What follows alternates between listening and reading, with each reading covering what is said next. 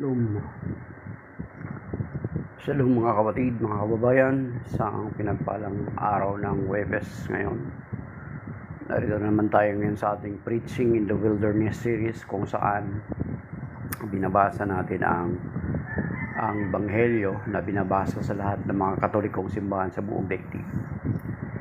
At bago tayo magpasimula, binabati natin yung mga palagi natin nakakasama dito sa ating ginagawang programa, si Rara Joseph Jun Quijano, saka si Kuya Romy Nunez, at si Catholic Mystery of Faith, Iglesia Catholis, si Pablo, at iba pa nating kapwa Katoliko na from time to time ay dumadaan at nakikisa sa atin sa ginagawa natin. At prior to that, bago tayo magpasimula, let us pray. In the name of the Father, the Son, the Holy Spirit. Amen. Come, Holy Spirit, fill the hearts of your faithful, and kindle in them the fire of your love. Send forth your Spirit, they shall be created, and you shall renew the face of the earth. Let us pray, O God, who have taught the hearts of the faithful, by the light of the Holy Spirit, grant that in the same Spirit we may be truly wise, and ever rejoice in His consolation, through Christ our Lord. Amen. And in the Father, the Son, the Holy Spirit. Amen. Okay. So, shalom mga kapatid. At basahin na po natin ang Ebanghelyo ng Panginoon na binabasa sa lahat ng mga Katolikong simbahan.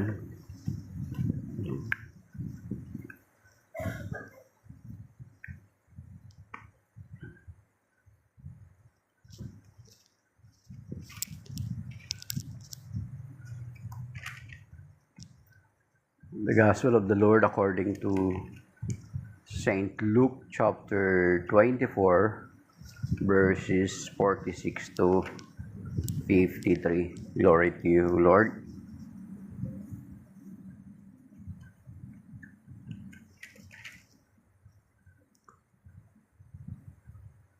And he said to them, "Thus it is written that the Messiah would suffer and rise from the dead on the third day, and that repentance for the forgiveness of sins would be preached in his name to all the nations, beginning from Jerusalem.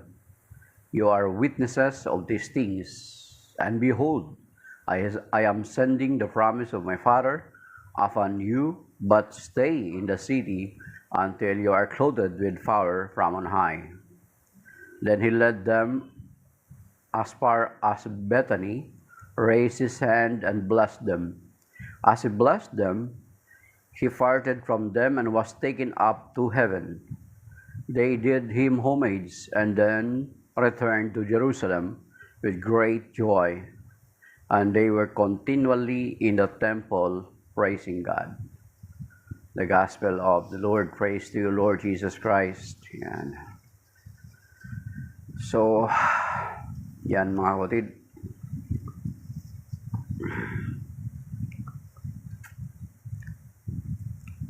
So, kahapon or the previous days or some other days from Monday ay lahat ng parte ng Ebanghelyo, sabi ko nga sa inyo, ay binabanggit na yung Espiritu Santo na isusugo or ipapadala ng Panginoong Hesukristo para gabayan ang kanyang mga alagad, gabayan ang simbahan. At dito naman ay binilinan uli sila ng Panginoon prior siya umalis, na huwag silang umalis muna sa Jerusalem hanggat hindi pa dumarating ang Espiritu Santo. Kasi sapagkat alam natin na during the ascension of our Lord Jesus Christ, 10 days after, ay dumating naman yung Espiritu Santo. At kahapon nga mga kapatid na nabanggit natin na ang Espiritu Santo ay isinugo para to guide us in all truth. At makikita natin yan doon sa Ebanghelyo kahapon sa John chapter 16. John chapter 16 verses 12 to 15 mga kapatid.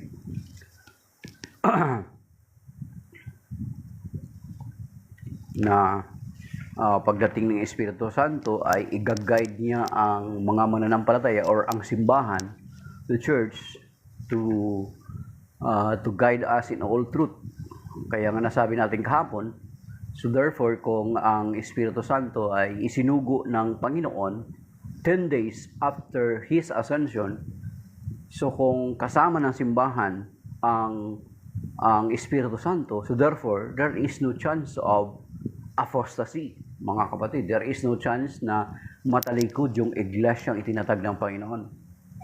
As a matter of fact, kung titingnan natin, ang sinasabi na natalikod yung iglesia ay guni-guni lamang or hallucination lamang ng mga taong nagpipilit at pinipilit nilang isiksik ang kanilang mga founder or kanilang leader sa banal na kasulatan.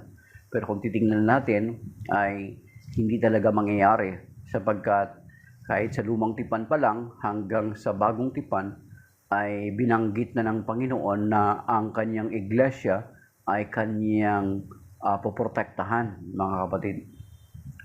Kaya nga nasabi doon sa Matthew chapter 16, verse 18 to 19, upon this rock I will build my church, that even the gates of Hades or even the gates of the netherworld shall not prevail against it. Ibig sabihin, yung kamatayan ay hindi makakapanaig. Kasi kapag manaig yung kamatayan, ibig sabihin, it will stop to exist. Diba? Kasi kung mamatay, ibig sabihin, it stops to exist. Pero, yun nga ang sinabi ng Panginoon, do not leave Jerusalem until the Holy Spirit is being given or sent upon you. At makikita natin, mga kapatid, sinasabi ko nga sa inyo, na napaka-importante ang balarila sa banal na kasulatan. Kasi kung hindi natin papansinin yung grammar, ay mali. Diyan, that is the time na mali yung ating pagkaunawa sa banal na kasulatan. Sapagkat may mga tao na ang sinasabi nila ng Espiritu Santo ay kapangyarihan lamang. At puwersa na galing sa Diyos.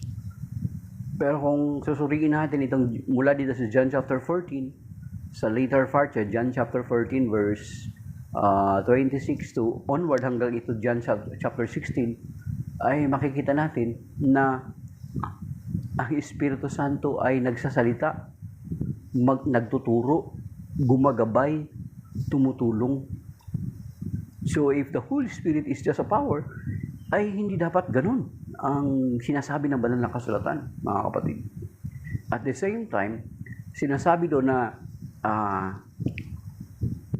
sinasabi doon sa kahapon, sa Ebanghelyo kahapon, sabi ng balikan natin mga kapatid, John 16. John chapter 16 verses 15 to 12 to 15, mga kapatid. Ito sinasabi. Okay. Sa verse 13, umpisa natin. But when He comes, yan mga kapatid but when He comes. Di ba tinuruan naman tayo sa school natin?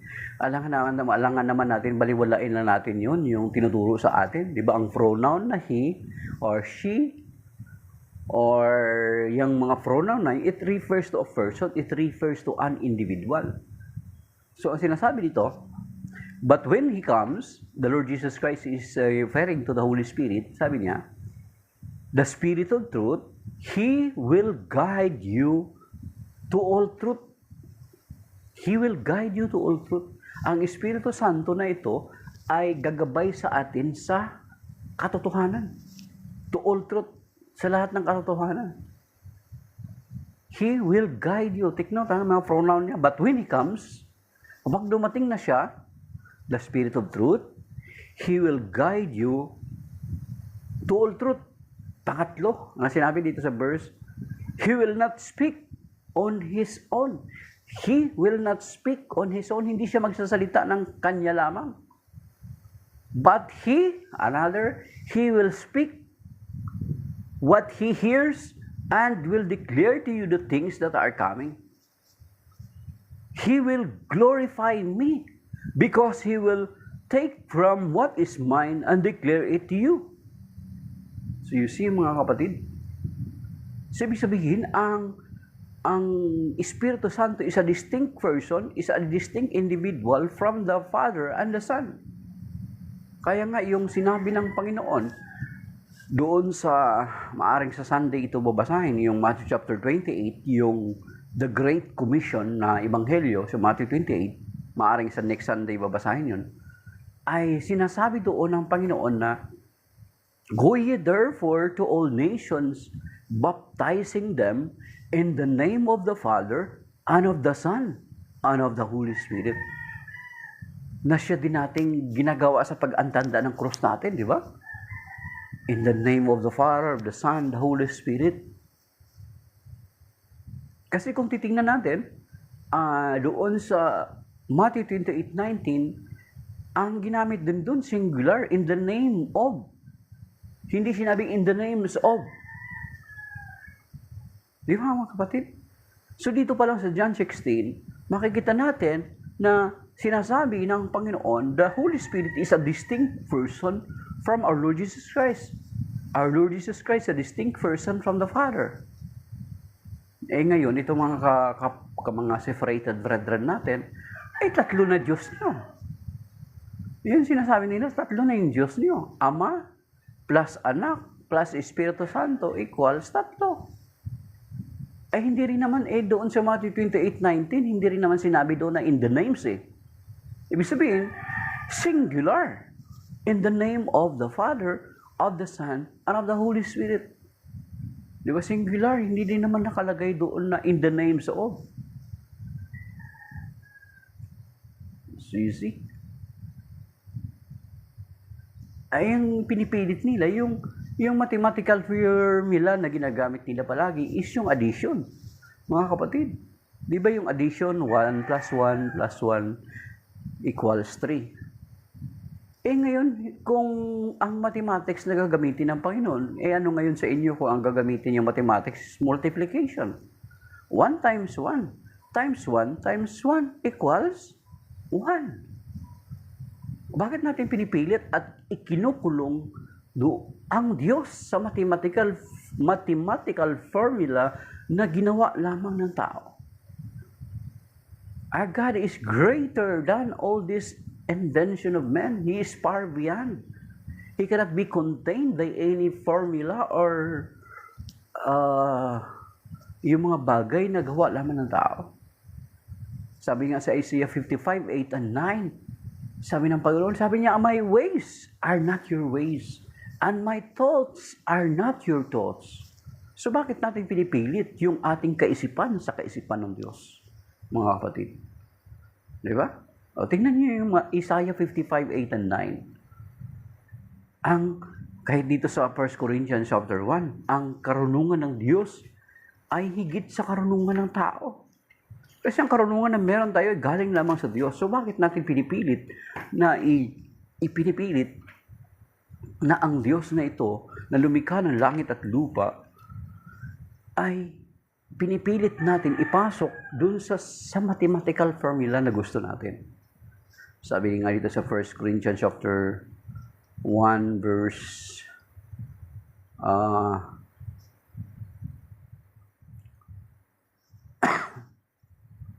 okay.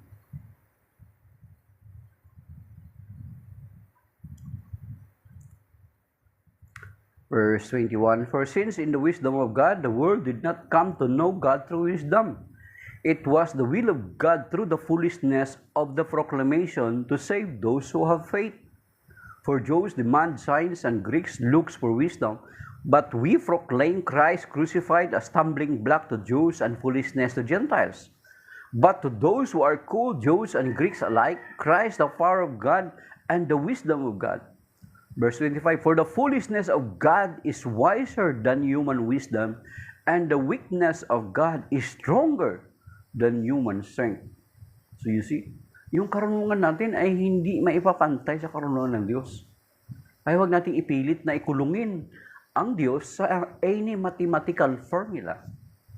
Nagkataon na ang bansa natin, di ba? Ang bansa natin ay Pilipinas. Isang bansa lamang yan. But there is 3 main island, Luzon, Visayas at Mindanao. Pero ilan ang bansa natin? 3 o 1? Isa lang ang bansa natin.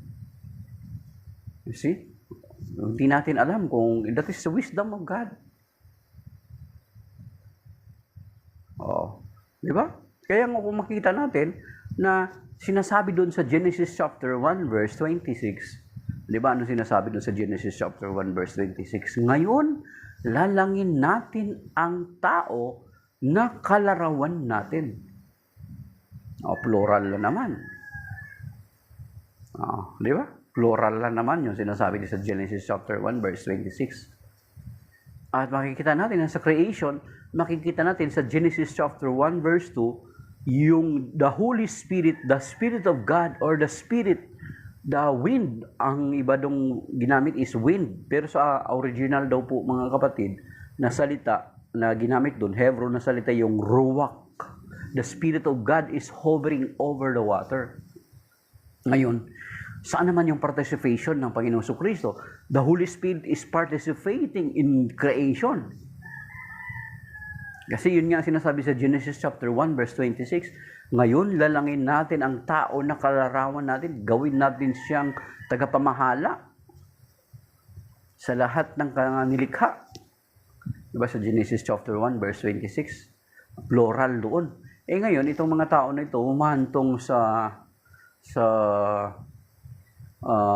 dahilan doon sa kanilang ayaw nilang maisama ang Panginoong Kristo, the part of the Holy Trinity at ang Espiritu Santo. Ang sinasabi nila mga kapatid ay ang kausap daw doon sa Genesis chapter 1 verse 26 ay ang mga anghel. Ngayon ang tanong, ang mga anghel ba ay mga kamanlalalang ng Diyos? So ibig sabihin sinasabi ninyo na ang mga anghel ay Diyos na rin kasi kamanlalalang eh. God is the only creator. Tapos sasabihin nila, ang anghel daw ang kausap doon, kamanlalalang. Ibig sabihin naging kamanlalalang, co-creator na ng Diyos ang mga anghel. Angels are just creation of God. Paano siya nagiging creator? Ngayon yung mga tao na yan, yun yung pinipilit nila na ayaw nila tanggapin ng Panginoong Kristo, na Diyos ang Panginoong Kristo at ang Espiritu Santo, kaya humahantong sila sa ganun. Samantalang linaw doon sa Genesis chapter 1 verse 2 and then yung Genesis chapter 1 verse 26. Saan naman yung participation ng Panginoong Kristo? Andun ang Espiritu Santo, yung Ruach. That while God creating the universe, the earth, the Holy Spirit is hovering over the water, the Ruach. Genesis chapter 1 verse 2. Saan naman yung participation ng Panginoong Kristo? Kung siya ay Diyos. Of course, makikita natin yan dun sa John chapter 1, verse 1 to 3, mga kapatid. Di ba? Ano sinasabi doon? In the beginning was the Word, and the Word was with God, and the Word was God. He was with God in the beginning, and without Him, nothing is created. So you see, Ivan's happy morning po. So, andun yung participation ng Panginoong Kristo.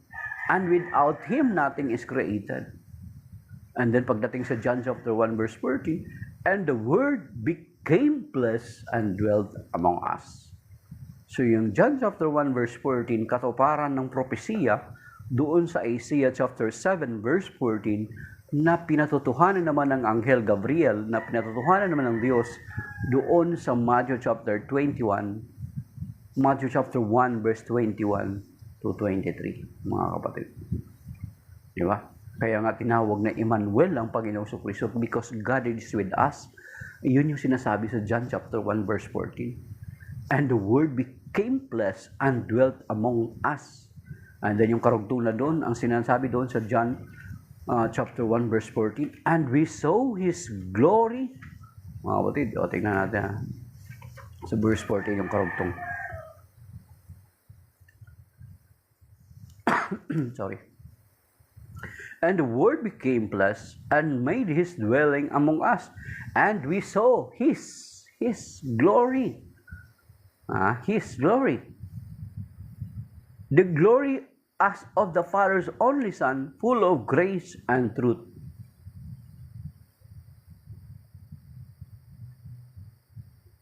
Okay. See, mga kapatid. Sorry. Sobrang init mga kapatid. Yan yung result. Ubo, init.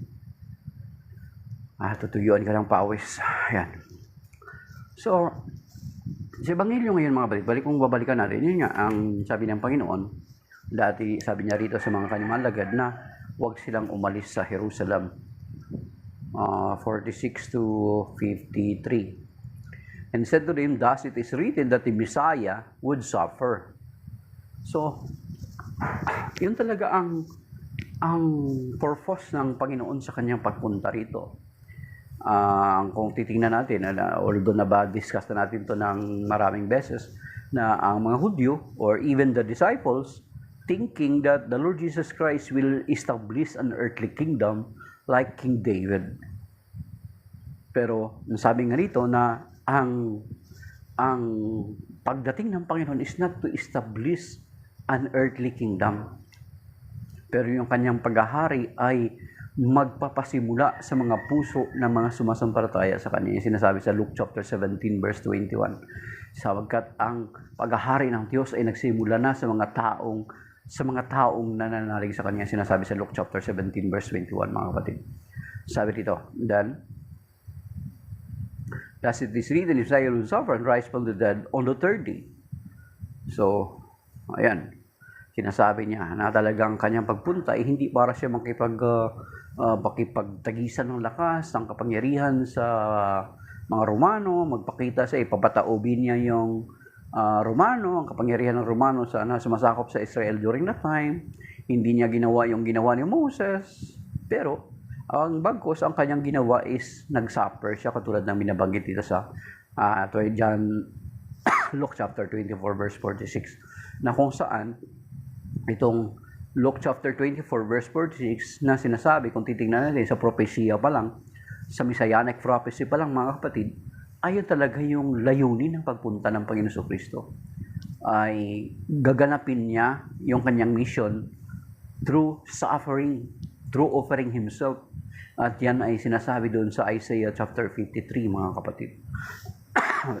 Sorry. And that repentance for the forgiveness of sins would be preached in His name. Yan. Ang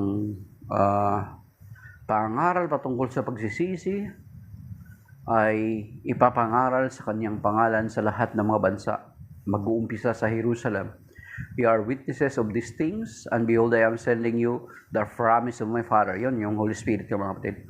Upon you, but stay in the city until you are clothed with fire from on high.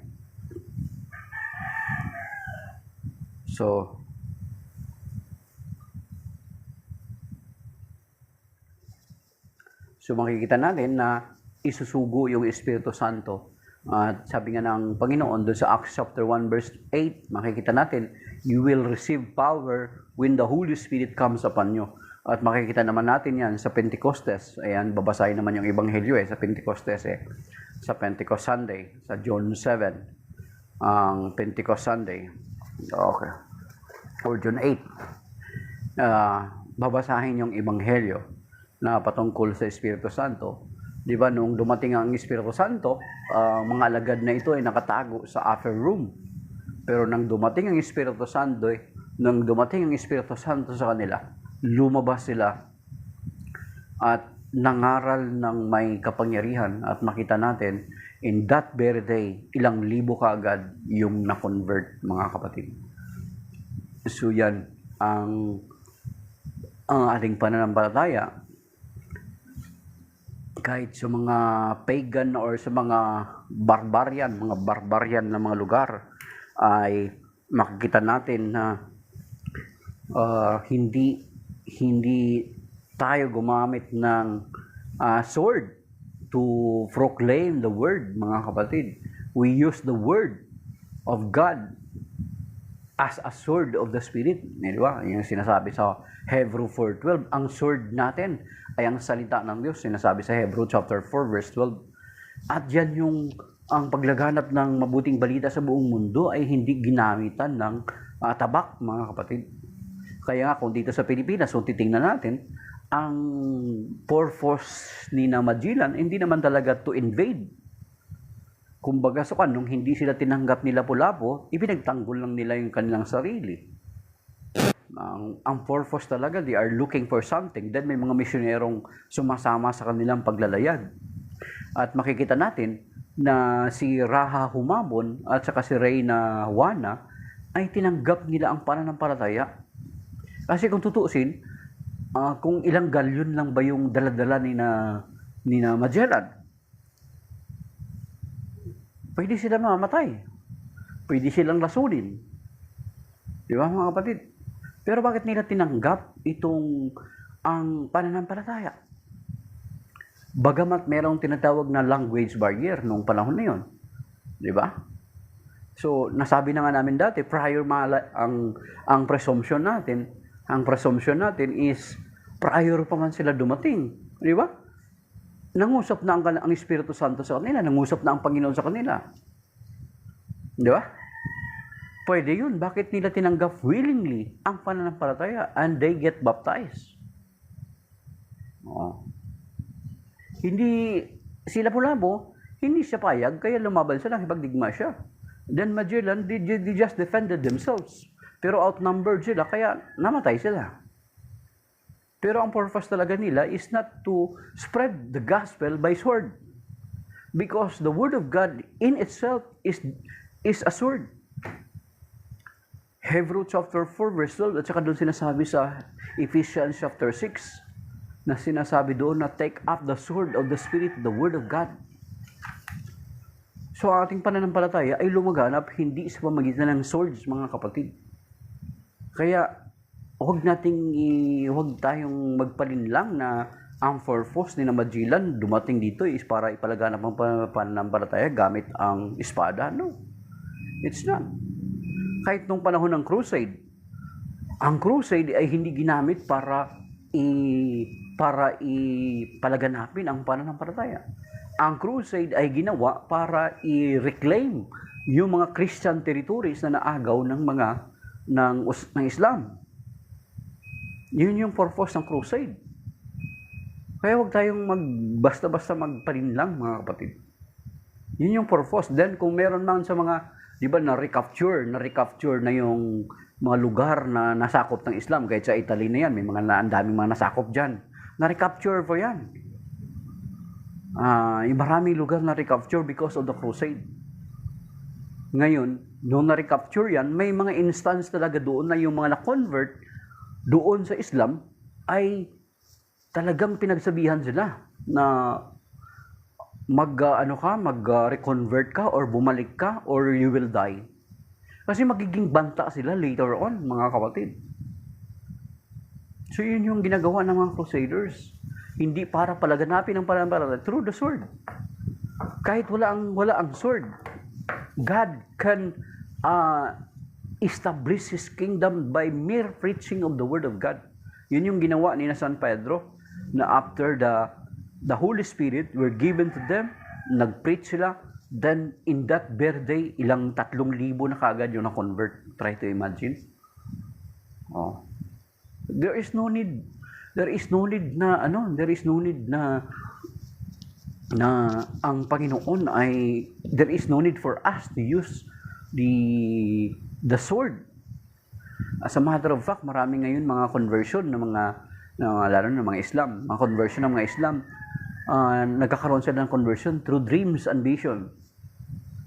Kasi kung makipag-argue ka lang sa kanila, walang marating eh. Ako may kabrad ako na halos nakipagdebate sa akin ng ilang buwan. From time to time, everyday halos ay nagko-comment sa aking post sa Facebook. Hanggang sa bandang huli na nayamot na ako, binlock ko na lang para hindi niya na makikita yung post ko. Kasi, yun yung katotohanan, mga kapatid. So, marami po nako-convert by means of dreams and visions and by mere preaching of the Word of God. Kasi nga, ang sinasabi sa banal na kasulatan, dito sa Hebrews chapter 4, verse 12, ang salita ng Diyos ay parang espada na magkabilay talim, ang tabak na magkabilay talim. Sabi dito, indeed, the word of God is living and effective. sharper than any two-edged sword. Thank you, God bless, Angel. Two-edged sword. Okay? Sharper than, penetrating even between soul and spirit, joints and marrow, and able to discern reflections and thoughts of the heart. So you see, by mere preaching of the Word of God, God can convert people. Di ba? Si Saint Augustine, he was converted because of the Word of God that he read in a garden, mga kapatid. Of course, sa tulong ng panalangin ng kanyang ina na Santa Monica.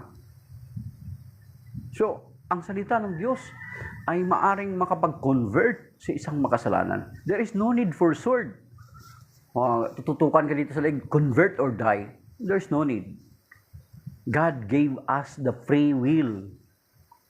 Kung susundin ba natin siya, paniniwalaan ba natin siya, tatanggapin ba natin siya, hindi na niya tayo pipilitin.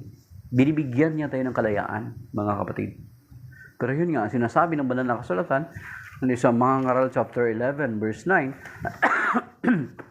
dito sa talaga, kinubong ako mga kapatid dahil ando sa dito sa mga ngaral chapter 11, verse 9, although naka-address ito sa mga kabataan, pero it is for us all.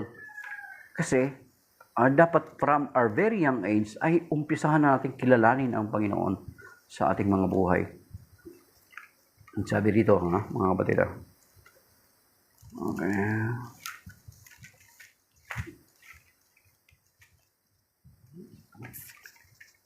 Mga ngaral 11, verse 9. Ito mga kapatid sinasabi. Magalak ka binata. Ayan, binibigyan tayo ng kalayaan ng Panginoon. Halimbawa, pinifreach itong word of God na ito, whether you will accept it or not. It's okay for the Lord. Pero ito yung sinasabi, ito yung babala, mga kapatid. Magalak ka binata sa panahon ng iyong kabataan, gawin mo ang ibig mo at lahat ng nakakaakit sa paningin mo. Ngunit alamin mong ang lahat ng ito'y ipagsusulit mo sa Diyos. So you whether sa atin sa mga Katoliko, sa ating mga Kristiyano, when we preach the Word of God, hindi natin ipipilit yan, mga kapatid. We're just preaching the Word of God. It is sa mga recipient, it is for us whether we will accept it or not. Nga kapatid, whether we will accept it or not.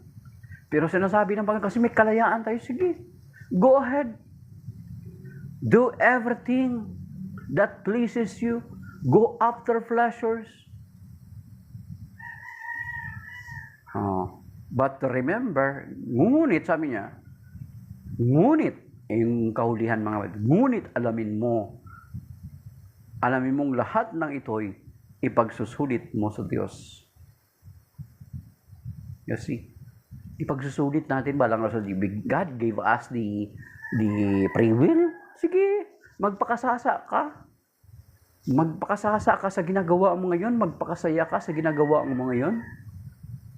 But remember, ipagsusulit natin ang lahat ng ito sa Panginoon. Kaya nga dito sa pagdating dito sa mga ngaral chapter 12 hanggang verse 7, tingnan niyo mga kapatid, ang ganda pakinggan. A very strong reminder for us. Sabi dito sa mga ngaral chapter 12, I have read this several times already, pero maganda pa ulit-ulitin kasi ang purpose na ito para mag-sink in sa ating isipan, yun pala. Sabi dito, alalahanin mo, karugtong ito ng natural, mga ngaral 11 verse 9 sa kabataan, then karugtong ito.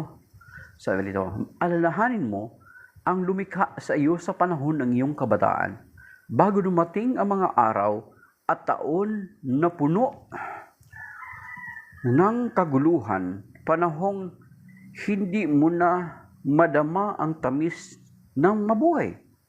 Alalahanin mo ang Diyos bago magkubli ang sikat ng araw, bago magdilim ang buwan at mga bituin, bago kalambungan na makapal na at madilim na ulap.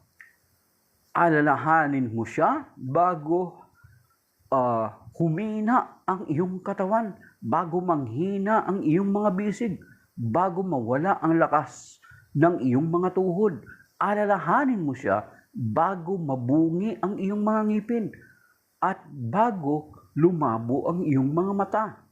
Alalahanin mo nga siya bago ka mawalan ng pandinig at halos di mo marinig ang ingay ng gilingan, ang huni ng mga ibon at ang himig ng awitin.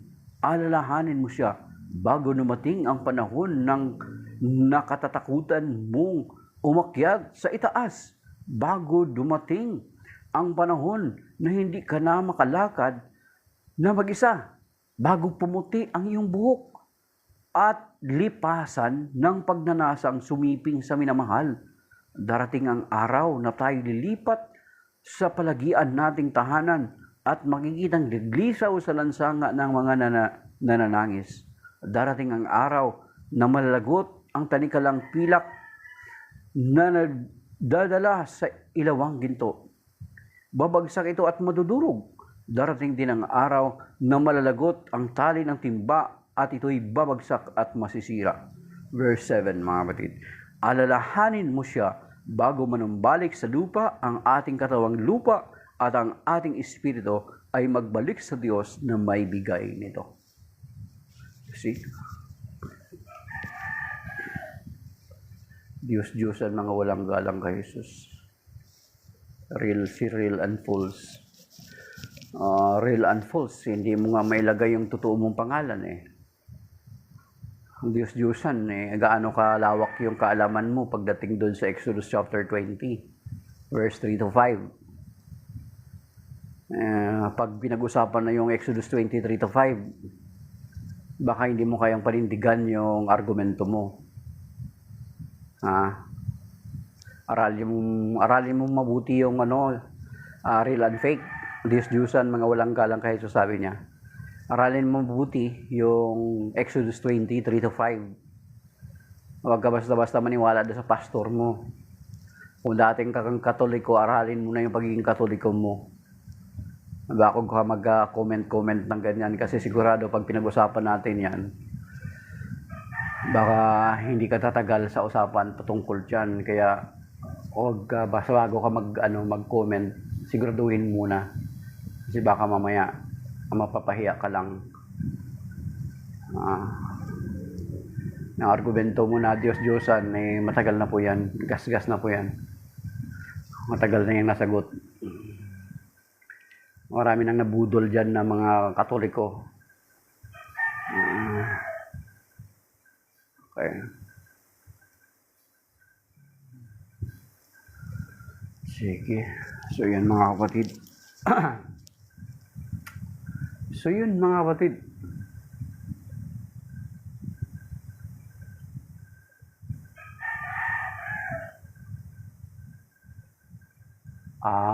real and fake, ibig sabihin, member to ni Kuya Romy, si real and fake na ito, member to ni Ellen G. White.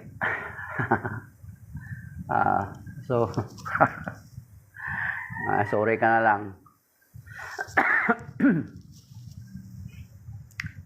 So, kausapin mo na lang muna si Brother Amik Taglinaw. Baka hindi ka obrado kay Brother Amik. Yan na lang, doon na lang i-refer ka na lang namin doon, hindi ka na namin papansinin. Okay. So yun mga kapatid. Okay. So, sa pagdating ng Espiritu Santo mga kapatid, that is why, yun nga sinasabi natin kahapon, na ang Espiritu Santo ay ipinadala na ng Panginoon, isinugo na ng Panginoon, noong after 10 days, He ascended into heaven, mga kapatid.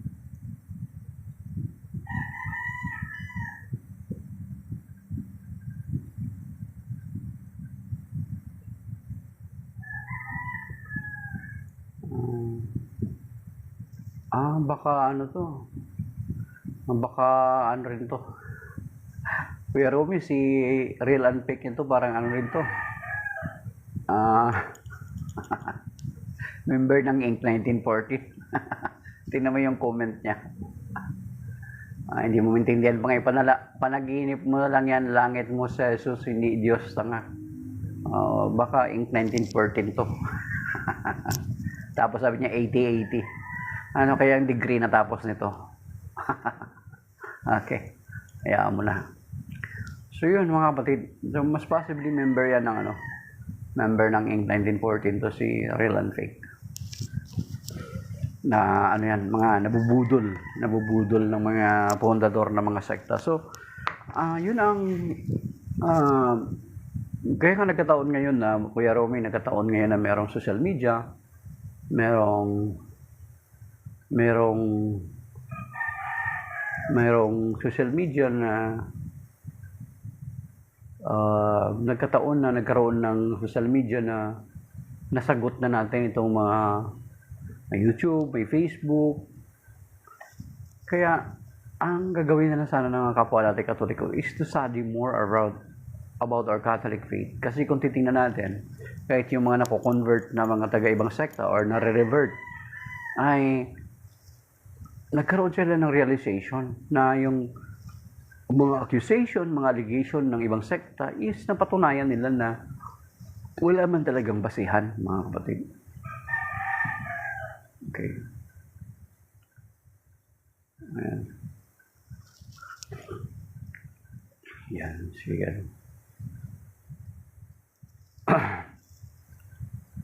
Sabi may tanong pa ako sa inyong lahat. Ano po ba yung totoong Our Father na dasal at saan galing?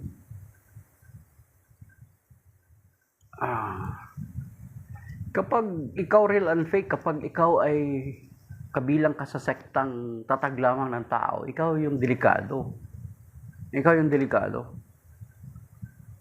Ikaw ang magsisi. Kapag ang sekta mo ay tatag lamang ng tao, magsisi ka at magbalik loob na sa Panginoon. May tanong pa ako sa inyong lahat, ano po ba yung totoong Our Father na dasal at saan galing? Sa Panginoon mismo, tribes sa Panginoon mismo, di ba? Yung sa Matthew chapter 6 verse 9 to 13.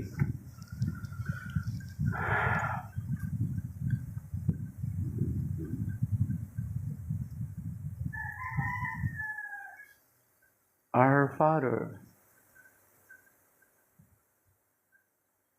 Ikaw, real and fake, kapag ang sekta mo, real and fake, kapag peke, tatag lamang ng tao, delikado ka sa impyerno na yun yung lalanguyan mo. Sigurado yun. Kasi sinasabi sa Psalm 127 verse 1 na maliban ang Diyos ang nagtatag ng isang sambayan, walang kabuluhan, yaong itinatag, yaong itinayo ng isang panday.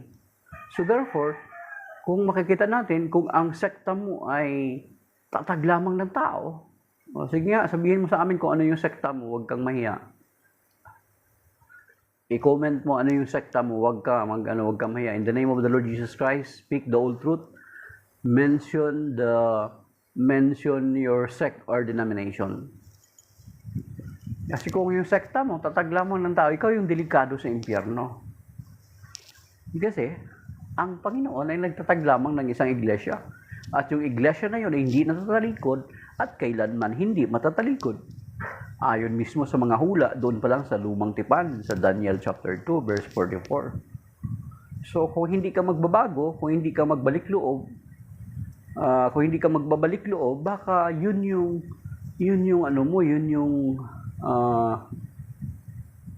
yung pupuntahan mo.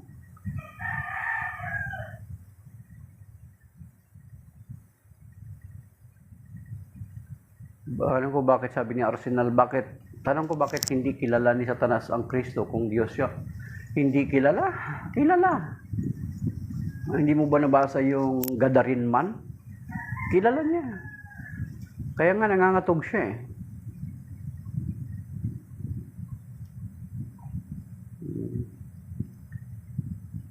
Anong hindi natalikod? Sabi ni, yung English dito, Onokan. Si Orokan. Orokan, sige nga, mag-provide ka ng verse sa Bible na kung saan natalikod yung iglesia, itinatag ng Panginoon. Mag-provide ka. At least, dito na, puro na mga Inca dito ngayon. Sige, mag-provide kayo, lahat kayo na member ng Inc. 1914. Mag-provide kayo ng talata sa Bible, especially in the New Testament, na natalikod yung iglesia, itinatag ng Panginoon. Mag-provide kayo. Sige, mag-provide kayo. Lahat kayo na member ng Inc. 1914. Mag-provide kayo ng talata sa Bible, especially in the New Testament, na natalikod yung iglesia, itinatag ng Panginoon. Okay.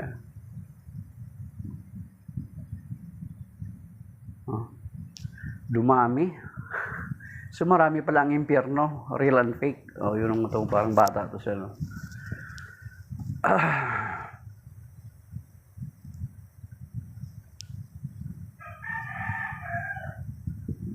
Kilala, sure ka bakit kailangan tuksohin ni Satanas si Kristo kung kilala niyan?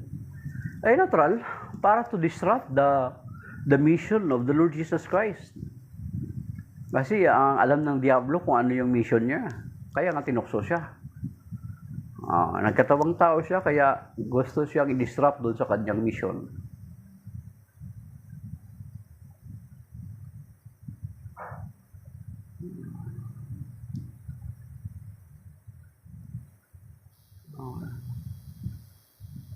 Sabi ni Tribes, puro kayo mga debate, guys. Hindi pa natin alam kung makakit ba tayo sa langit. So, wala ka palang assurance kung makakakyat ka. Kung ang sinasabi lang naman doon sa Biblia Tribes, sabi sa Matthew chapter 7 verse 21, ang sinasabi doon na ang hindi lahat ng tumatawag sa akin Panginoon, makakapasok sa kaharian ng langit, kundi yaon lamang tumutupad sa kalooban ng aking Amang nasa langit. So if you are doing the will of God, then the Word of God is assuring us to be in God, to be in heaven pagdating ng araw.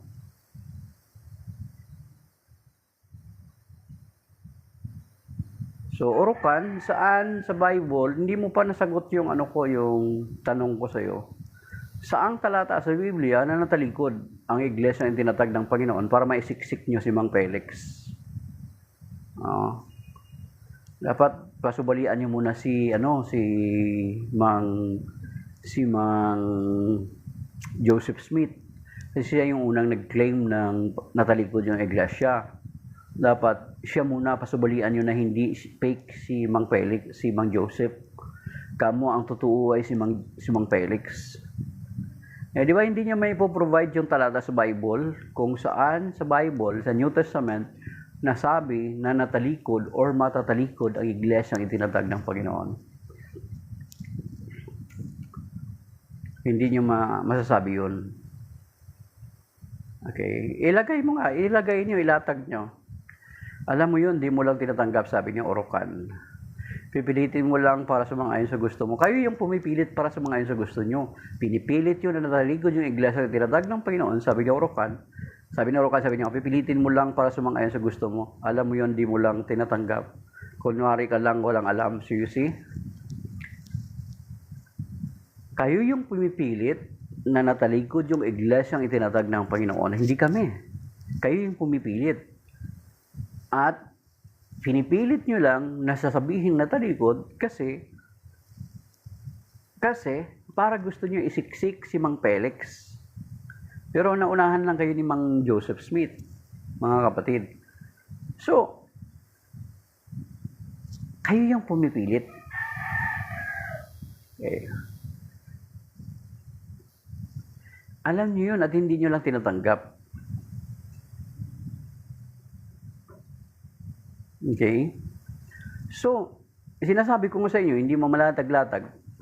Di ba? Hindi mo malatag-latag. Actually, hindi nyo talaga malatag-latag yan. Okay? Hindi nyo talaga malatag-latag yan na natalikod yung iglesia ang tinatag ng Panginoon. Kasi hindi talaga natalikod. So, wala kang makita, di ba? Hindi mo ipopost-post. Kasi wala talaga eh. Pinipilit nyo lang. So, bakit nyo pipilitin? Kasi hindi naman talaga totoo. Ang unang umangkin yan ay si Mang Joseph Smith na natalikod o ginaya, kinopya ngayon ni Mang Felix. Kung titingnan natin, susuriin natin yung buong New Testament, wala kang makikita dyan na sinabi na talikod ang iglesia ang itinatag ng Panginoon. Ang sinabi dyan sa New Testament ay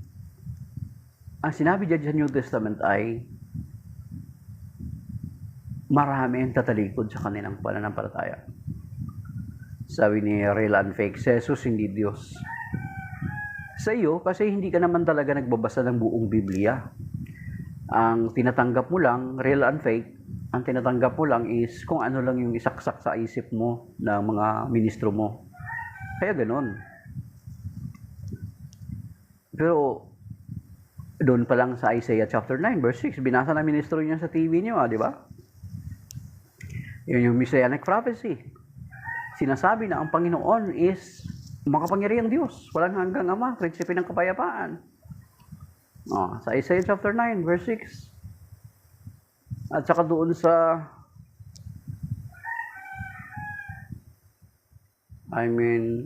Sherwin.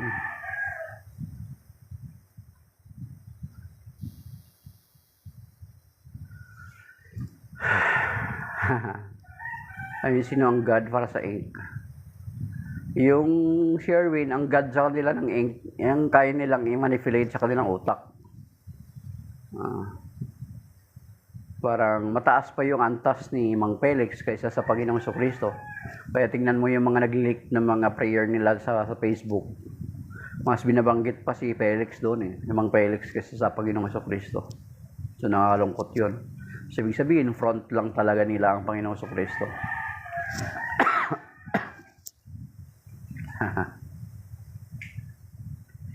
Walang kwenta hindi mo nga kaya hinihintay kita urokan hinihintay kita na ilatag mo, may pakita mo dito sa mga mga kahit papaano, nandito ilatag mo yung verse sa Bible na natalikod yung iglesia na itinatag ng Panginoon at ito'y mahahalinhan ni Mang Felix. Sige nga, hindi nga kita challenge, hindi mo nga masagot di ba? Hindi mo masagot kasi wala nga talaga. Kasi kapag maglalatag ka, kukontra na kaagad yung verse na ilalatag mo sa propesiya pa lang sa lumang tipan. Na ang prophecy ay magtatayo ang Panginoon ng isang kaharian. Ng isang kaharian na hindi masisira or mapapasa kamay ng iba.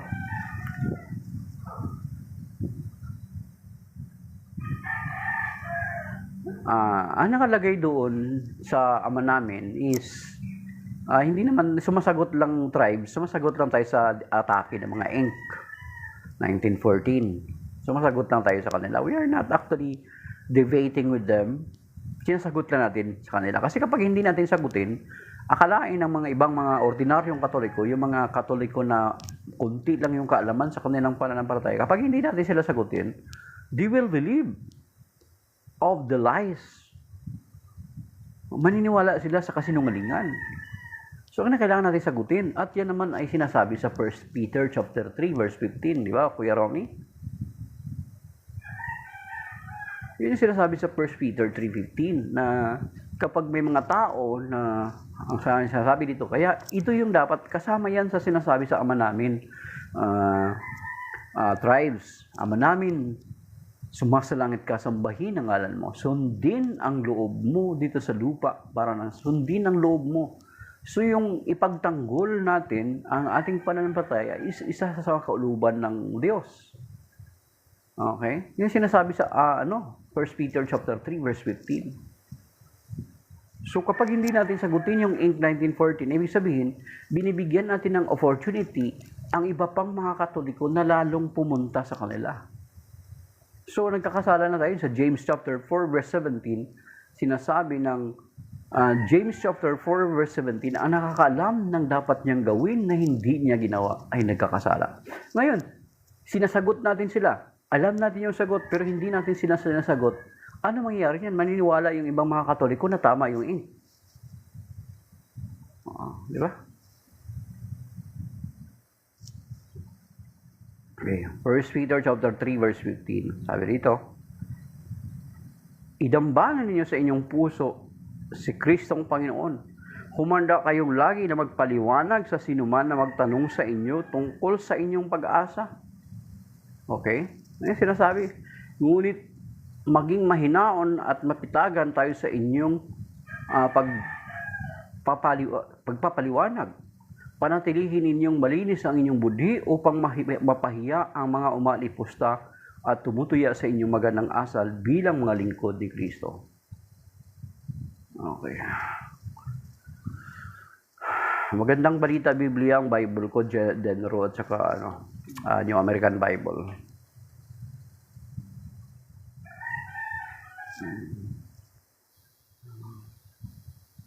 Sabi ni Sherwin, lahat ng paniwala natin walang saysay po.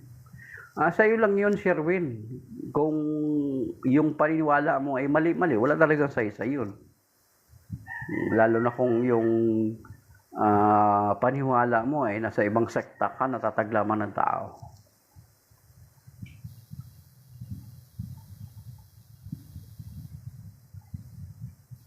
Okay. Sabi ni Real and Fake, naniniwala sa Biblia, copy sa Quran. Ang Quran kumopya sa Bible, hindi yung Bible ang kumopya sa Quran. Nauna yung Bible kasi sa Quran. Okay. So hindi mo na maintindihan to si Real and Fake. Islam pala to. Hindi pala sa Inc. 1914, Kuya Romy. Islam pala to. Mahilig sa magsalita ng bobo no? Siguro mataas ang antas nito ng pinag-aralan niya. Congrats, Real and Fake. Mataas siguro yung antas ng pinag-aralan mo. Hayaan mo na, Kuya Romy. Pinapakita niya lang yung antas ng kanyang pinag-aralan.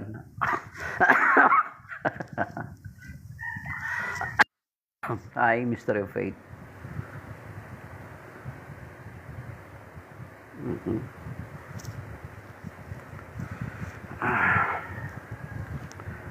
Okay.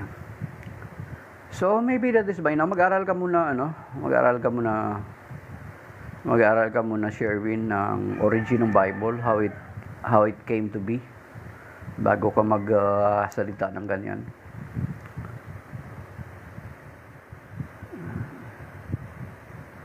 Diyos pala itong si Real and Fake, kasi sabi niya 100% patungo ka impyerno, sabi ni Real and Fake.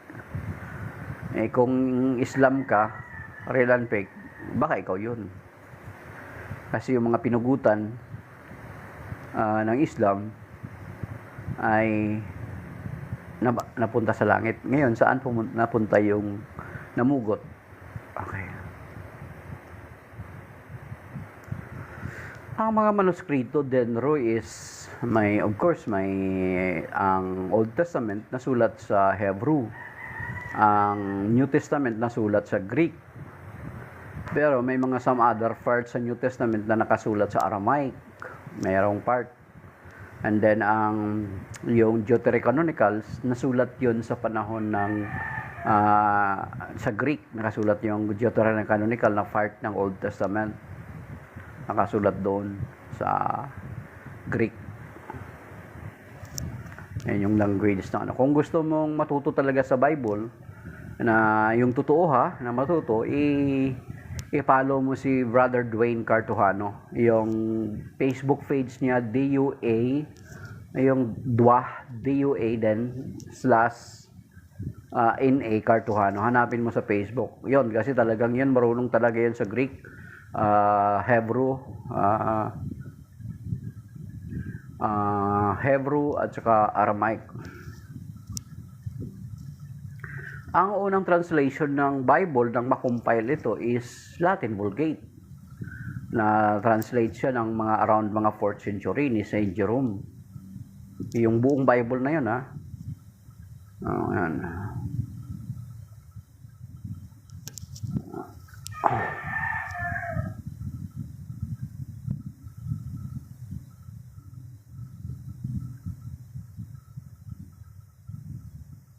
Yan. Okay, God bless you, Real and Fake. Ikaw na lang doon sa impyerno. God bless you. Yun yung gusto mo Ang unang translation is Latin Vulgate. Ang unang translation. Ang salita ni Jesus Christ, Aramaic. Pero ang Bible, ang Old Testament nakasulat sa Hebrew. And then yung Deuterocanonical, yung 7 books nakasulat sa Greek. And then yung New Testament nakasulat sa Greek. And then may some other parts na nakasulat sa Aramaic. Tulad ng Eli lama sabachthani, Aramaic yun. Rabboni, Aramaic yun. Kepha, Aramaic yun. Ayun yun, some other parts. Pero ang nakasulat siya sa New Testament talaga, Hebrew.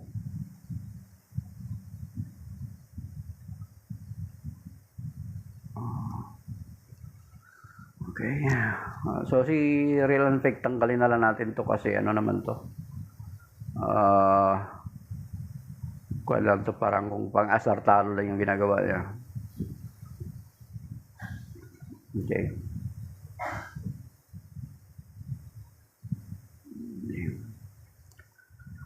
So yun. Denro. Pero kung gusto mo talaga matuto, brother, ng alam nyo ba ang Sheol or Netherworld or Hades, ayan yung ano niya, yan yung katumbas niya. It is not actually refers to, I think, yung Mystery of Faith sa ice cream. Ganyan na. Kape na lang, bro. Kape na lang, Mystery of Faith. Ang Sheol kasi, Netherworld, Hades, Gehenna, ayan, yun yung sinasabi doon. Hindi talaga siya yung, lalo na sa Luke chapter 16, yung pinuntahan ni nung mayaman. Hindi talaga, although sa translation natin sa Tagalog, ang nakalagay doon is impyerno. Pero it is not hindi yun impyerno na ano, kasi kung impyerno yun, pag impyerno na total condemnation, hindi na makapag-request yung mayaman kay Abraham. So yun, hindi yung Sheol na yun, Gehenna or Hades, hindi talaga siya tumutukoy sa impyerno na yung total condemnation na, hindi yun. Yun, Sheol, Gehenna, Hades, yun yung sinasabi ng Sheol. Yun yung ano niya, translation. Gehenna, Hades, Netherworld, yun. Pero yun, doon sa Luke chapter 16, sabi ko sa iyo, na according sa mga nag-aaral, ng mga scholars, na that does not refer to the hell na impyerno talaga. Kasi kung impyerno yon, wala nang possibility to na makarequest yung mayaman. Ayun. Okay, maybe that is by now mga kapatid. Ano na pala, mag-asa 7:30 na. Shalom, salamat, God bless Mr. Faith. Salamat din sa lahat ng nag-like, 1.4K at saka nag-tap ng screen, nakisa sa atin. May Kuya Romy, may God bless us and keep us safe and sound sa araw na ito. Yes, most possibly, Kuya Romy, mas ano siya, angkop siya sa purgatory, yung sa Luke chapter 16. Kasi hindi yun total condemnation eh. Kaya, yung ano na yon, hindi talaga yung tumutukoy sa impyerno. Kasi kung impyerno na yun, hindi na pwede makipag-usap yung mayaman kay Abraham.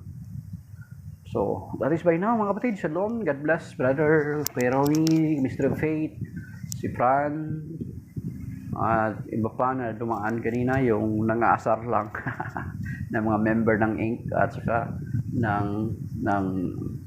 ibang mga sekta.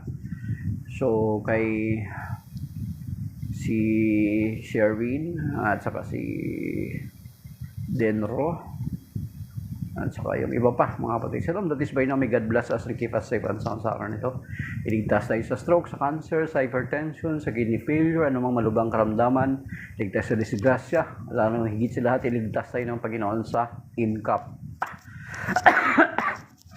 Shalom mga kapatid. May God bless us. Amen. Sa inyo, by the brothers and sisters.